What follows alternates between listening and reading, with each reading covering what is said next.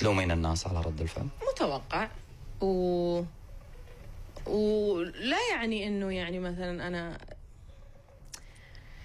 ما حد يبغى يشوفك بشكل مختلف. عرفت؟ ما ألومهم، والناس تمر في مراحل وفي تجارب خاصة، ويعني في موجات مختلفة الواحد يمر فيها. أنا في هذا التحول، في هذا التغير بس. ما تلومينهم أبدا؟ بالنسبة لك مبرر اللي قاعد يصير؟ مو مبرر الإساءة، لكن الاستغراب أكيد مبرر. صح.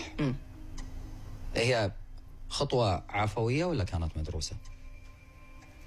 اللي أقدر أقول لك إنه يعني شلون أشرح لك علي؟ خطوة في بالك من زمان كانت؟ هي ما هي حديثة اللحظة. أوكي. يعني أخذتها بمشاورات، بس هذا اللي أقدر أقوله.